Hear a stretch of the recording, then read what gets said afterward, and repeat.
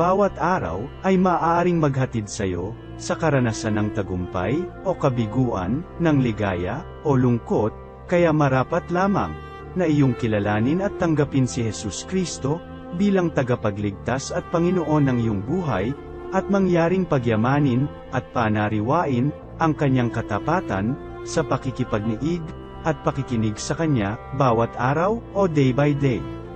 Ang day by day ay naglalayong umalalaay sa pang-araw-araw na pamumuhay Kristiyano. Halina at mapagpala sa mensaheng hatid ng day by day. Narito po si Pastor Ed Lapis sa kanyang mensahe. Kung ilang mga buwan na rin naman na halos tuwing bubuksan mo ang periodiko ang pinag-uusapan economic crisis, lagi na lang ito ang topic ng mga balita, mga komentaryo na para bang magwawakas na ang mundo. People's concern revolve around survival, financial security, and people are thinking of retirement funds, savings, etc.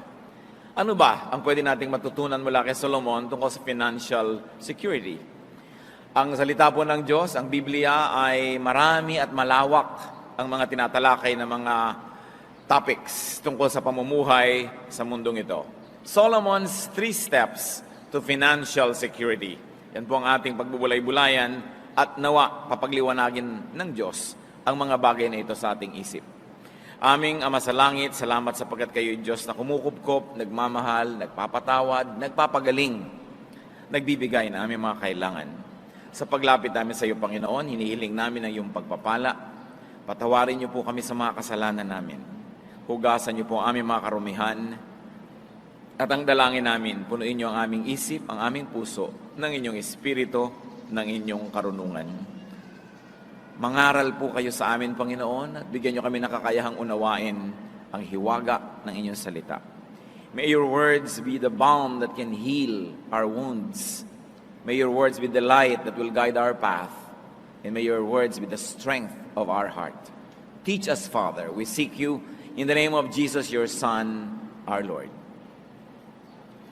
Solomon's 3 steps to financial security. Bakit naman si Solomon ang gusto natin ngayong tanungin sa mga bagay na ito? Sapagkat sinasabi po sa Biblia na si Solomon ay pinagkalooban ng Diyos ng pinakamataas na uri ng karunungan. Nang siya'y magiging hari ay pinapili siya ng Diyos kung anong pwede niyang hilingin mula sa Diyos at ipagkakaloob. At ang hiningi niya, iba yung karunungan, wisdom.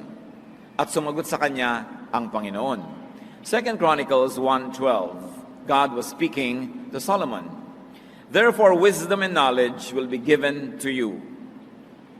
And I will also give you wealth, riches, and honor, such as no king who was before you ever had, and none after you will have. So walang hari na uupo sa trono na magiging higit ang karunungan, kayamanan, karangalan kaysa kay Solomon. Kaya marapat na siya ay dinggin. At ito pong libro ng Ecclesiastes sa Bible ay siyang pinagsama-samang karunungan ni Solomon na ating pinakikinabangan. Solomonic wisdom in issues that confront even our daily lives sa panahon na ito. Ecclesiastes 11:1-6. Cast your bread upon the waters, for after many days you will find it again. Give portions to 7, yes, to 8, for you do not know what disaster may come upon the land. If clouds are full of water, they pour rain upon the earth. When a tree falls to the south or to the north, in the place where it falls, there it will lie. Whoever watches the wind will not plant. Whoever looks at the clouds will not reap. As you do not know the path of the wind, or how the body is formed in a mother's womb, so you cannot understand the work of God, the maker of all things. Sow your seeds in the morning, and at evening let not your hands be idle, for you do not know which will succeed, whether this or that, or whether both will do equally well. Mga salita na punong-puno ng karunungan, sinasabi sa mga matalinghagang paraan ang maraming mga bagay. At ngayon po, iisa-isahin nating himayin ang mga salitang yan. We're going to review what we have just read. Ecclesiastes 11:4 says, whoever watches the wind will not plant. Whoever looks at the clouds will not reap. Yun daw tao na matatakutin, walang ginawa kundi bantayan ang direksyon ng hangin, bumubugso ba, lumalakas ba, umiihip ba, magkakabagyo ba, kung sino man ang laging inaantay ang itsura ng mga ulap, may ulap ba, hindi uulan, o marami bang ulap, baka bumaha, yun daw tao na gano'n, na laging nag-aalala, natatakot, ay hindi magtatanim kahit kailan. At dahil doon, hindi siya aani kahit kailan. So what is the first step of Solomonic wisdom? To profit, to productivity and fruitfulness. In enterprise, don't worry about what you cannot control. Don't worry about the weather. It is not in your hands. But plant when you're supposed to plant, and then do your best, pray for the best, and then cope with whatever happens. Solomon, in effect, is telling us to plant and invest anyway, in spite of the unknown, in spite of what many people call bad times. Able sailors can benefit even from strong winds. Pag magagaling ang mga tripulante, ang mga kapitan ng mga barko, kahit bagyo, ay nagiging kaibigan nila sa kanilang pagdaragat. Able sailors can turn strong winds into friends. Therefore, good business people can turn even difficult times into opportunities. Why? Because people have to live. Life has to go on. Business must continue to happen. You just have to adjust. You just have to read the needs of the times and make the necessary adjustments. Pag lagi kang matatakutin, if you're playing too safe, you will never invest. You will never get into business. You will never do anything. You will never plant. Therefore, you will never harvest. So do not worry about the unknown or the unknowable because God knows. Alam naman ng Diyos yung hindi natin alam. Ang mahalaga, makipagkaibigan ka sa Diyos. Pakinggan mo ang Diyos and do what you must. And the Bible tells us how so that we may receive God's favor.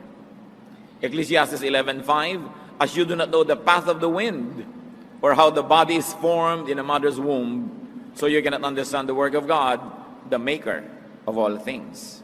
So God knows, God does His part, just do yours. Siyempre ngayon, nalalaman na through science kung paano nabubuo yung bata sa sinapupunan. But during the time when these were being written, it was a mystery. And it is a metaphor.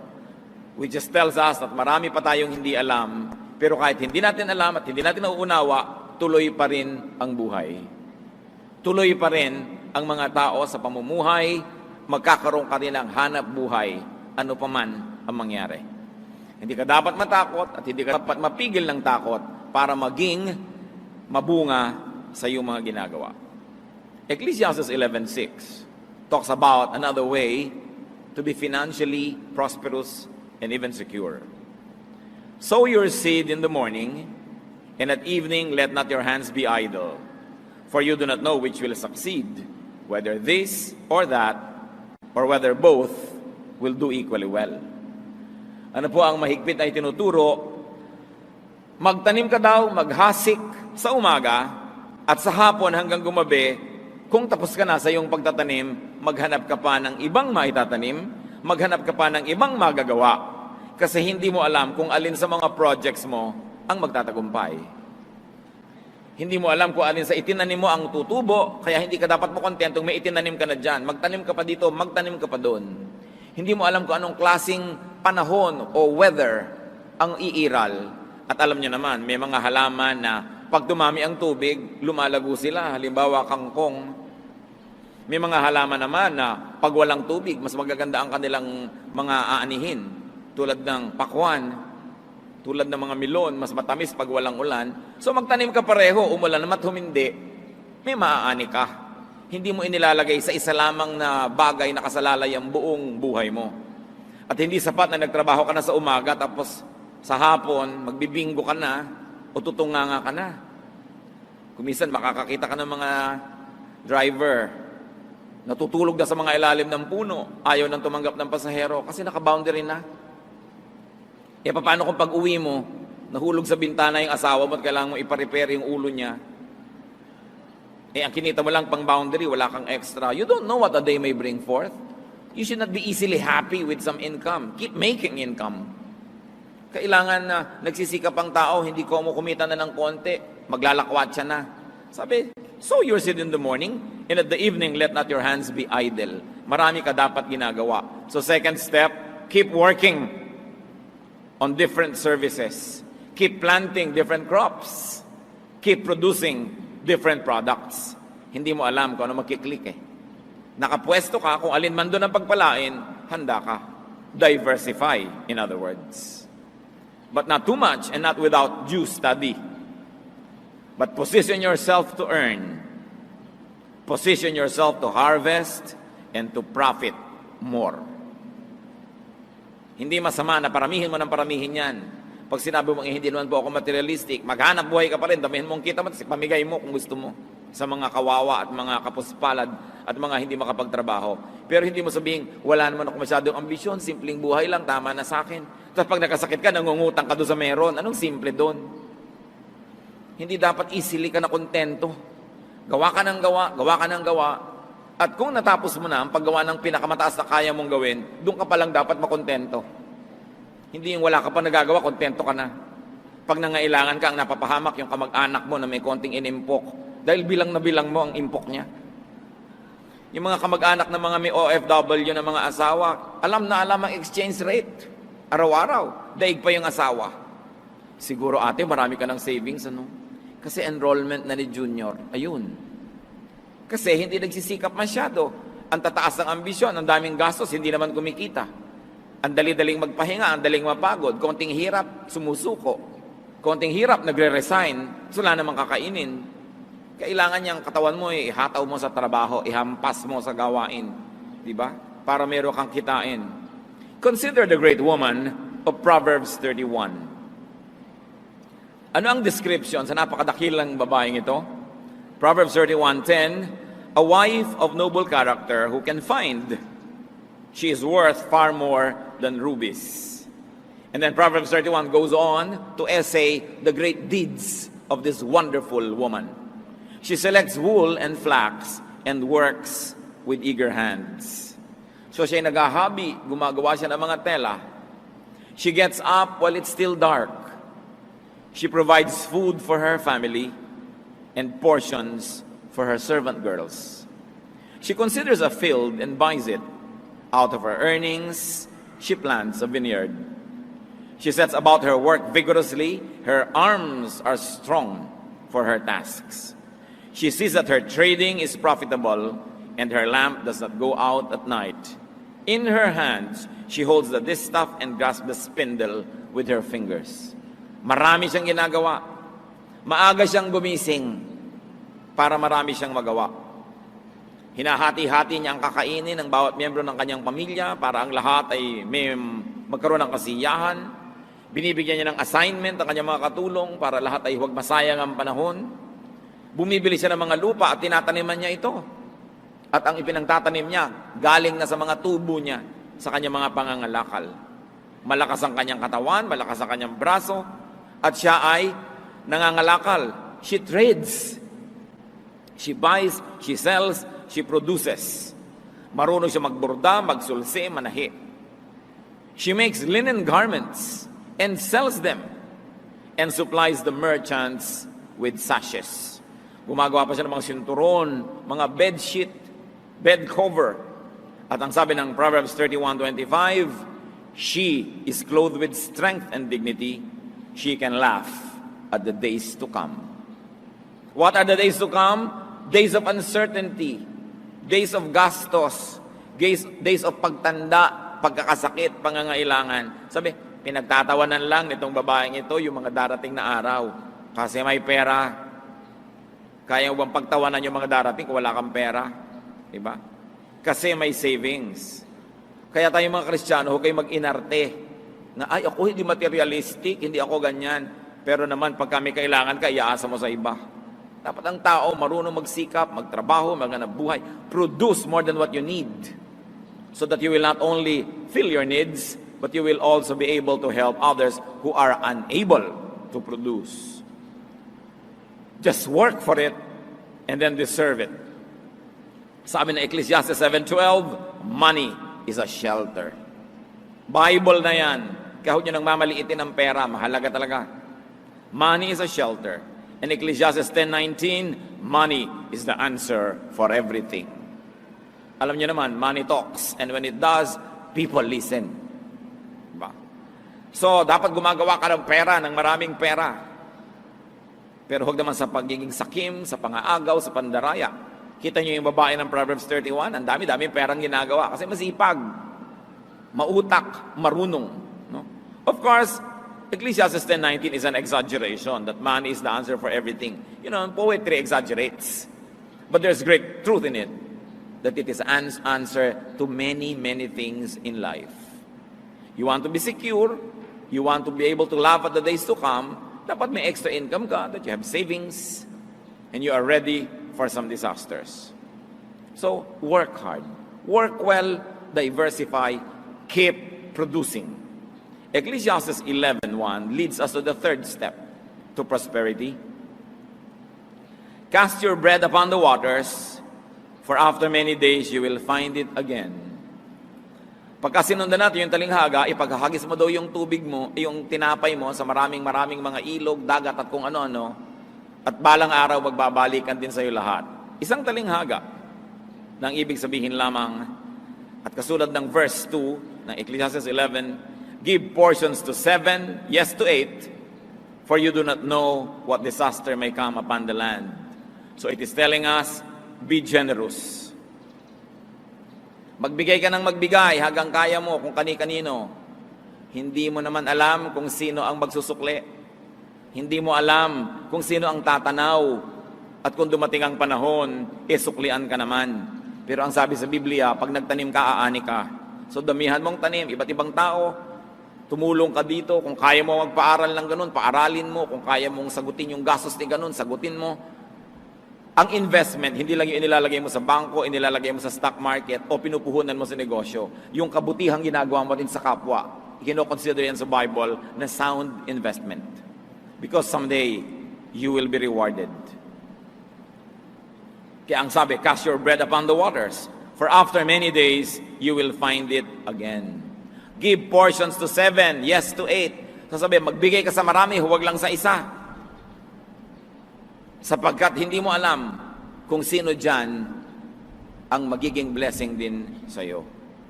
Sa mga magulang na mahilig may favorites, lahat ibinigay na lang sa favorite, lahat ibinigay sa favorite. Hindi naman lahat ng favorite nyo, yun ang nagiging mabuting anak. Marami pa nga yung inape, yung kinawawa, yung dinusta, yung laging pinapagalitan, yung ikinahihiya na anak, yung hindi ipinagmamalaki, kadalasan yan pa nga nagiging mabuting anak pag tumanda ka na. At yung inispoil mo ng inispoil, binigyan mo ng lahat-lahat, kadalasan yun na hindi makalingon sa'yo eh. Kaya sabi, give to 7, yes to 8. Give to many, don't just one. Hindi lang isa lang yung pine-favor mo, isa lang yung nilagay mo na doon lahat, yung kayamanan mo, lahat ng kaya mong ibigay. In other words, don't put all of your eggs in one basket. Kumbaga sa computer, kailangan may backup file ka. Dahil pag nag-crash yung computer mo, ubos ang record mo. May backup ka. Huwag mong ilagay lahat, ang pag-ibig, ang pagmamahal sa isang tao lang. Dahil baka mamaya, mabuti nga yung taong yun, maaga namang nabawian ng buhay, di lugi ka. Hindi mo alam. Be generous to many. Lalo sa inyong mga anak.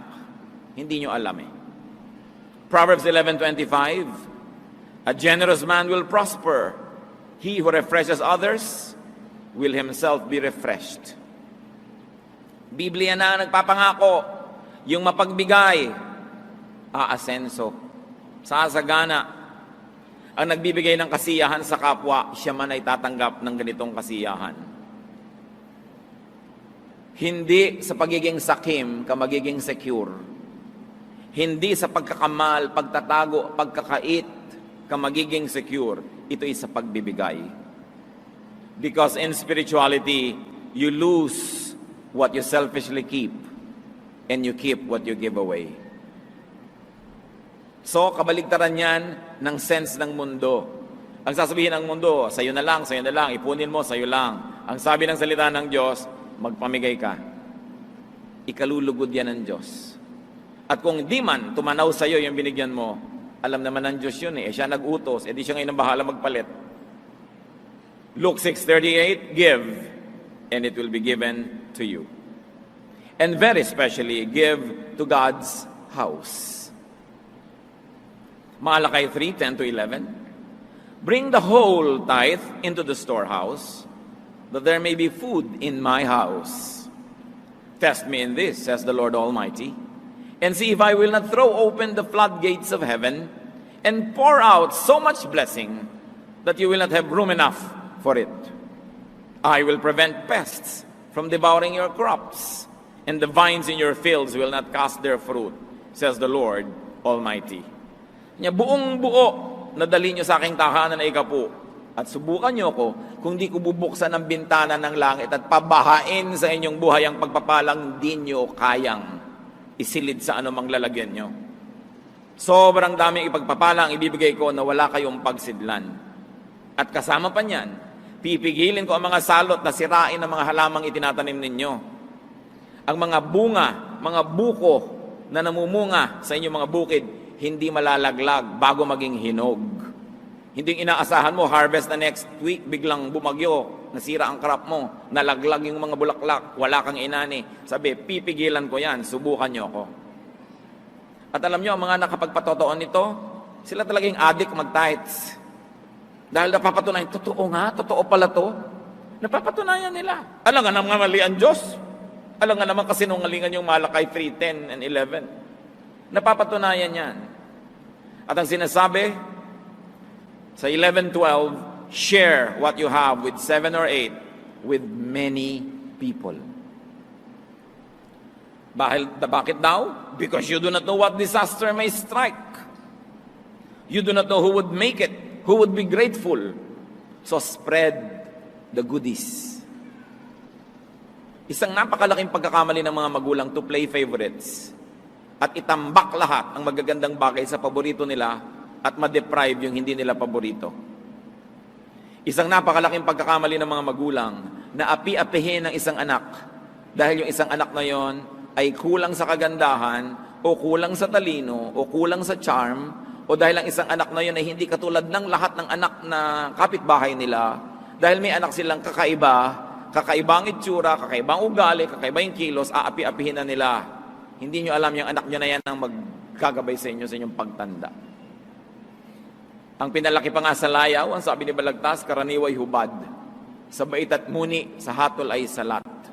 Masaklap ang bunga ng maling paglingap, habag ng magulang sa irog na anak. At kadalasan, hindi naman lagi, pero madalas, obserbahan nyo, yung mga anak na laki sa hirap, yun ang mga thoughtful. Yun ang maaalalahanin sa mga magulang. Yung pinalaki sa sarap, kalimutan ka na lang, lalo nag-asawa na. Wala na. Puwera ka na. Kaya dapat minamahal mo lahat. Kahit sa kalooban mo, hindi pantay-pantay dahil may itinatangi ka, huwag mo na ipakita. Anak mo lahat yan. Ano man yan. Pananagutan mo sa Diyos, kailangan mahalin. Favorite children do not always deliver.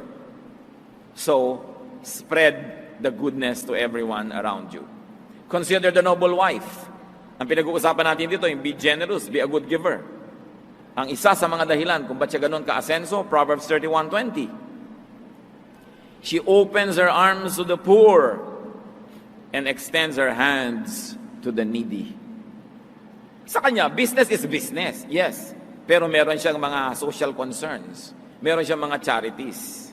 She makes money here, but she has another activity where she gives it away. To those who cannot make money because they're either too sick, too old, or too young. Or they are oppressed by the system. That's financial security in the making when you are sharing with the needy, or that is financial security already at work. So kung hindi ka pa secure, magbigay ka para ka ma-secure. O kung secure ka na, lalo ka magbigay. Kasi secure ka na eh. Wala ka ng dahilan para maging maramot. Nagsusukli ka na nun. And it's also your way to remain secure. So those are the 3 steps that involve lots of work. You want to be secure? Work. Work early. Exodus 20 verse 9, 6 days you shall labor and do all your work. So 6 na araw nagtatrabaho ang tao, 1 araw lang nagpapahinga. Yan ang itinakda ng Diyos. And work hard. 2 Thessalonians 3:10, for even when we were with you, we gave you this rule, if a man will not work, he shall not eat. Work for your bread, work for your money, work for your benefits, work for your bling-blings. Hindi pati yun, iniaasa mo sa iba. Hindi pati yung mga bisyo, mga load, iaasa mo sa iba. Wala kang load, manahimik ka. Diba? Hindi ka pa kumikita, kutakot-takot na pera na inuubos mo sa kagaganyan. Nauubos na talaga ang resources ng pamilya. Wala ka pa naman kino-contribute. Dapat lumagay ka sa lugar. Tinitingnan mo ang mga bagay-bagay. And not only work hard, but work smart. Wrong grammar, pero hayaan nyo na, work smart. Ecclesiastes 10:10, if the axe is dull and its edge unsharpened, more strength is needed, but skill will bring success. Pag daw yung tool mo mapurol, yung palakol mo na pang sibak ng kahoy ay mapurol, kailangan malakas ang hampas mo sa kahoy para tumalab ang iyong palakol. Kung naghihiwa ka ng karne, ang purol-purol ng kutsilyo mo, pagod na pagod yung braso mo, kadidiin. Kaya sabi, kailangan, be smart. Skill will bring success. Be skillful. Improve your tools. Improve your ways of production. So you don't have to work too hard. But you will get more for less work. You know, do not mistake activity for achievement. Not everybody who works hard gets out of poverty. But those who work smart do. No? Hindi pandaraya ang ibig sabihin ng smart, hindi cutting corners, kundi style. Dapat meron ka diskarte sa buhay. Hindi sapat na mapagod. Hindi sapat na maligo sa pawis. Kasi kahit araw-araw naliligo ka sa pawis, ang nabibilad ka sa araw sa trabaho, hindi sapat para ka makahango sa hirap. Kailangan may diskarte ka, may game plan. Mag-isip-isip ka. That's why skill will bring success. And just to review, Solomon says, don't play it too safe. Wrong grammar na naman, but who cares? Sasabihin ng grammar teacher, don't play it too safely. Pero hindi man magandang pakinggan. Don't play it too safe. Talagang may risks. Namumuhunan ka talaga. You take your chances. But this must be calculated risks. You do your homework, you do your research, you do what you can, but for all the others, put faith in motion. Sabi yun daw, laging tinitingnan ng ulap, nakatingala sa langit, dinarama ang hangin, hindi na magtatanim dahil laging masisiraan ng loob. Matthew 25 to 27, concerning the talents that the Lord gave to several people. May binigyan ng marami na parami, may binigyan ng moderate na parami in that way. Yung binigyan lang ng isa, played safe. Inilubog niya yung talent, yung pera sa lupa. Hindi niya ininvest. Wala siyang nagawa. Matthew 25 to 27. So I was afraid and went out and hid your talent in the ground. So here it is. Here is what belongs to you. Ang sabi niya doon sa nagbigay ng puhunan. His master replied, you wicked, lazy servant. Well then, you should have put my money on deposit with the bankers, so that when I returned, I would have received it back with interest. Nakita niyo po, yung tao dito na nagbigay ng puhunan represents God. God gives us talents, skills, kakayahan, edukasyon, training, puhunan para mo paramihin. At ang Diyos, interesado sa interest, sa tubo. Sabi, binigyan kita, dapat na parami mo. Sabi, eto, nilubog ka na lang sa lupa para safe. Gusto mo lang palang safe, di sana hindi ka na namuhunan, inilagay mo malang sa bangko, nagkaroon malang ng interest. Kahit konti. So God wants earnings. God wants interest. God wants returns. Kaya hindi ungodly yun. Huwag ka lang maging usurer na exaggerated na yung interest. Mga kapatid, kung may inutangan kayo, 10,000, inutang nyo noong 1972, ngayon nyo lang mababayaran, 10,000 din ang bayad nyo, kakahiya naman yan. Dapat mga 12,000, 13,000 na yan. Kasi kung yung pera niya nasa bangko, nagka-interest na eh. Pero ibinigay sa'yo na pag-interesan mo ang pera niya, hindi nagka-interest. Tapos isosoli mo, after a long time, ganun ding amount? Mali. You punish the person for helping you. Hindi masama na bigyan mo yun ng interest. Ngayon, kung kayo nagpautang, kayo nagsasabi, huwag mo nang bayaran yung interest, nasa sa inyo yun. Pero sa nagpautang yung desisyon na yun, hindi sa umutang. Yung nangutang, kailangan may obligasyon ka, pakitain mo yung pera ng inutangan mo. Kasi hindi na yun ang halaga nun ngayon, na iba na. Bumaba na yung value ng pera. Kaya kailangan, bigyan mo naman ng gantimpala yung tumulong sa'yo nung...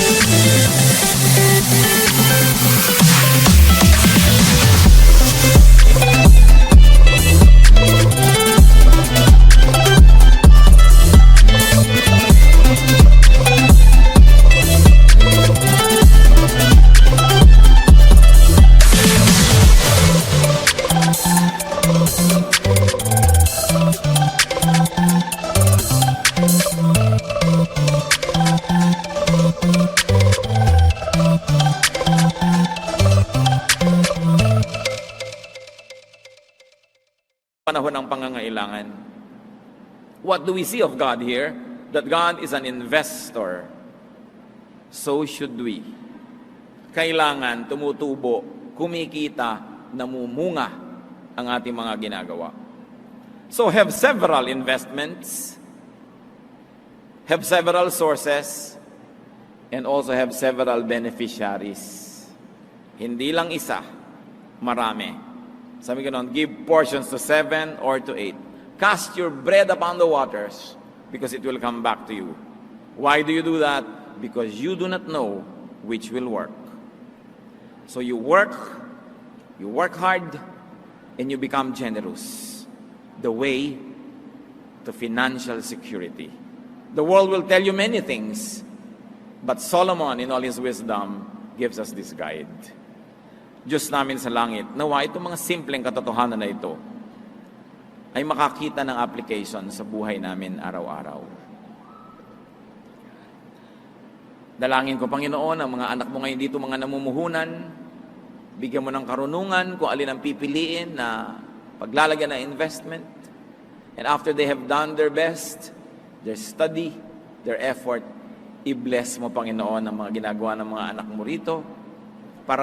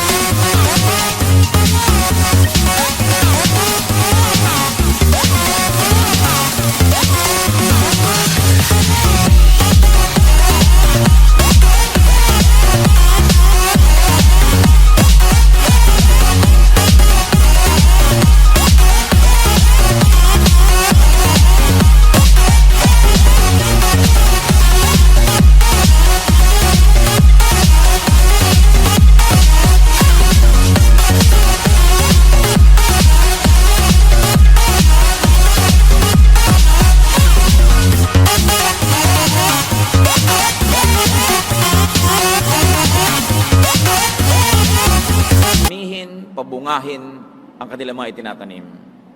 Ganon din ang ginagawa ng iba pa namin mga kapatid, ng mga namamasukan, iba't ibang uri ng hanap buhay. Pagpalain mo, Panginoon, at nang sa ganon, mamunga ang kanilang mga ginagawa. Pati ang katapatan nila sa mga employer, ang pagiging mabuting empleyado, pabungahin mo, Panginoon.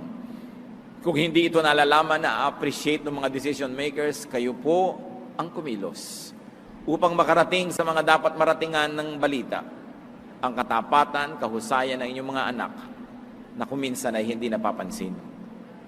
At nawa, Panginoon, kayo rin ang magbibigay ng gantimpala sa lahat ng nagsisikap at gumagawa. Ituro nyo rin sa amin, Panginoon, to be generous, maging mapagbigay, to share blessings. and to be kind givers to people and to your church. At nawa, Panginoon, ang lahat na ito pag pinaglakip-lakip, ano man ang krisis na pag-usapan ng mundo, ano bang hirap ang mabalitaan namin, ang mga anak mo tumanggap ng iyong grasya. Undeserved gift.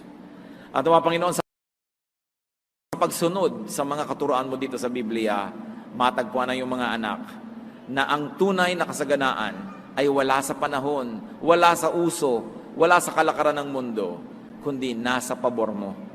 Na kung kami ay yung pinapaboran, walang imposible sa inyo. That we can receive blessings and comfort and fruits even in times of drought around us. Matagal na, maraming beses mo nang napatunayan ang iyong pagpapala, ang iyong pagtatangi sa iyong mga anak na sumusunod sa iyong katuruan.